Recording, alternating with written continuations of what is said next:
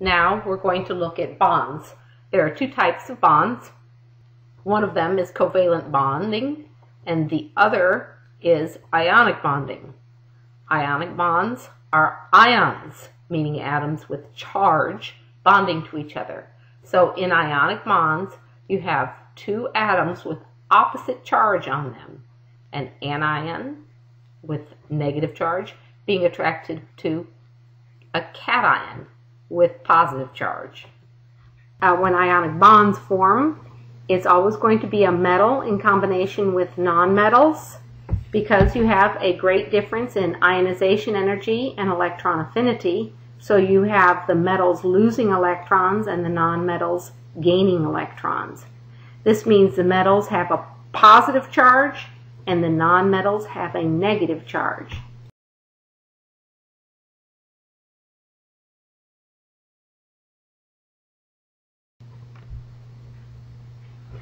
The characteristics that you see in ionic bonds is that electrons are transferred from the metal to the nonmetal. As a result, the metals become a cation and the nonmetals become anions. The number of electrons lost by the metal atoms must be the same number of electrons gained by the nonmetals. As a result, when we write our compounds, we must have them charge balanced, meaning the number of positives is equal to the number of negatives. We'll go into that shortly. Bonding is then through the electrostatic attraction. That means the attraction of opposite charges of the cation to the anion. When we have metals reacting with nonmetals, they make what we call simple ionic compounds.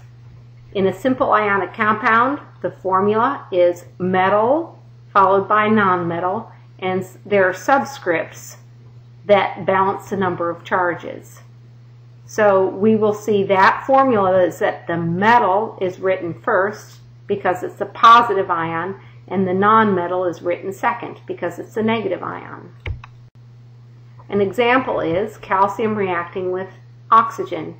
Calcium is a metal with a low ionization energy, and its outer shell is S2. It loses 2 electrons and gets a 2 positive charge. Oxygen is a nonmetal and gains electrons. Its outer shell is S2P6, and so it gets a 2 negative charge. When these two react, 2 electrons from calcium jump onto oxygen, giving calcium a positive 2 charge and oxygen a negative 2 charge. The number of positives is 2, the number of negatives is 2 here, so this compound is charge balanced naturally. However, when calcium reacts with bromine, bromine can only gain 1 electron because its outer shell is S2P6. Therefore, when bromine reacts with calcium, 2 bromines must gain 1 electron each from calcium. This gives us a formula of calcium 1, 2, and bromine 2. There's 2 positives here on the calcium, 1 negative on each bromine, but there's 2 of them. You can see this formula is charge balanced because 2 positives with 2 negatives. All of our compounds must be charge balanced. Here's another example. Lead can react with oxygen. When lead reacts with nonmetals, it can lose either 2 or 4 electrons for a positive 2 or a positive 4 charge. Oxygen gains 2 electrons. If, when lead reacts with oxygen, it only loses 2 electrons, the formula that results would be lead, 1 lead, and 1 oxygen. That's charge balanced. And we call this compound lead-2 oxide. And we'll go into the nomenclature later. If lead instead has a positive 4 charge, 2 oxygens must take 2 each electrons. So the formula that results is lead with a positive 4 charge and oxygen with a negative 2 charge, and 2 oxygens. You see, 4 positives must have 2 oxygens to have 4 negatives overall. So the principle here in forming these compounds is that the compounds must be charge balanced. The loss of electrons has to equal the gain of electrons, and so the number of positive charges must equal the number of negative charges. The way that you figure out how many charges you have is you multiply your subscript times the natural ionic charge, and that gives you the total number of positives or the total number of negatives. Those must be equal. Here are some examples again. I'll show you a shorter way of doing it without going through all the arguments of electron structure. Aluminum has a natural ionic charge of +3, oxygen a natural ionic charge of -2. The lowest common multiple of 3 and 2 is 6, and so I have to have 6 positives and 6 negatives.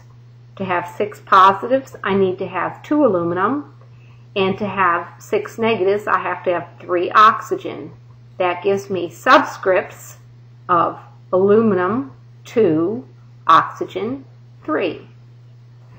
One way that people make it simple for themselves is to say the charge on the counter ion, oxygen is a counter ion to aluminum, the charge on the counter ion is the subscript of the element.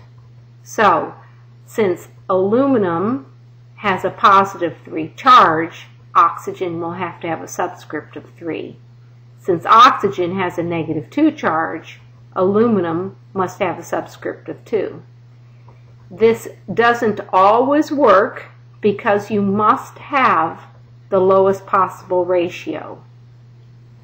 So it does often work, but be careful. Make sure that you do have the lowest possible ratio, because we're showing ratios in these ionic compounds, not how many atoms are in a molecule. If I do this next compound, I see that potassium has a +1 charge and sulfur has a -2 charge. We can figure this out, remember, based on its location in the periodic table. Potassium, therefore, there must be 2 potassiums in order to have the charge balance, and so my subscript on the potassium is 2, and the formula that results would be spelled out as K2S, right? Ionic compounds do not form molecules. You do not have a little entity that is 2 potassiums attached to 1 sulfur floating around. Rather, what you have is a crystal lattice in which the ratio of potassium to sulfur is 2 potassium to 1 sulfur, and you have billions and billions and billions of potassiums in combination with billions and billions and billions of sulfur. There is no molecule of potassium sulfide that forms. Now what I want you to do is to pause this lecture and to go ahead and try to form the correct compounds using the natural ionic charge of these compounds, these elements, and forming the compounds so that they are charge balanced. Note that with iron and copper, they each have 2 possibilities of charges. Iron can have either a +3 or a +2 charge, so 2 compounds will result.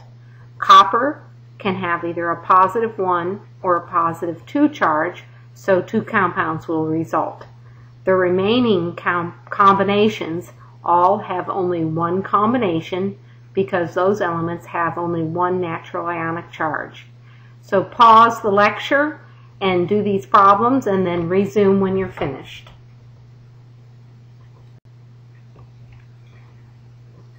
Okay, magnesium with nitrogen. Magnesium has a +2 charge and nitrogen has a -3 charge.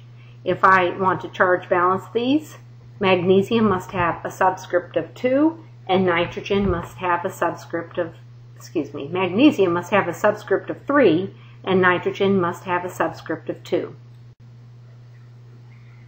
Calcium forms a +2 charge Sulfur forms a -2 charge. When the two combine, they have equal charges, so they just form a 1-to-1 ratio. Rubidium has a +1 charge, and phosphorus has a -3 charge.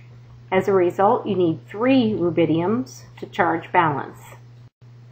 Sodium has a +1 charge, and selenium has a -2 charge.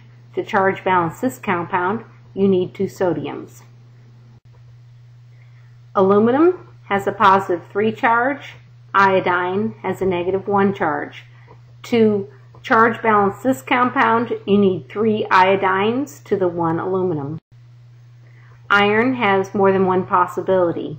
If the charge is +2, oxygen has a -2 charge, so when the two combine, they combine in a 1-to-1 ratio.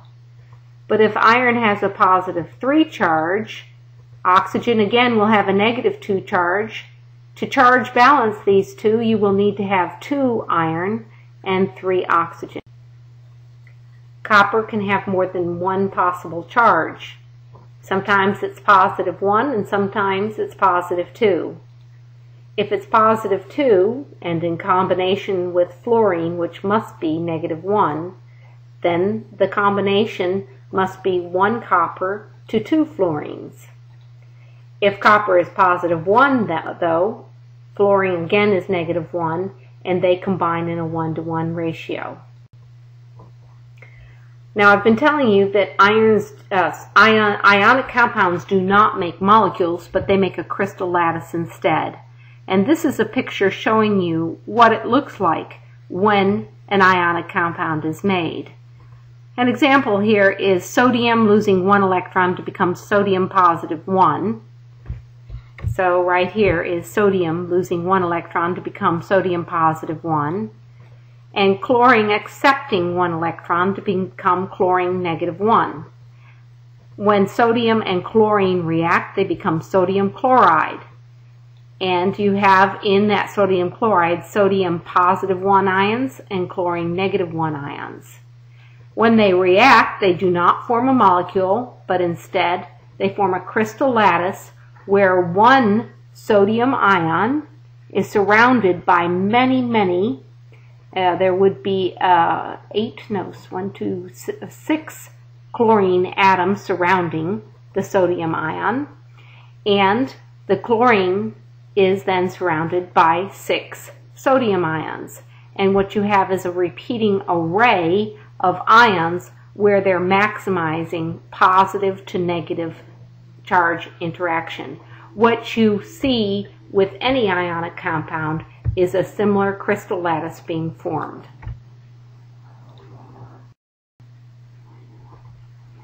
Again, metals and nonmetals form ionic compounds. In the ionic compound, the metal is a cation and the nonmetal is an anion. They form a crystal lattice, and you're going to have a formula which is the smallest whole number ratio of the ions that charge balance the compound.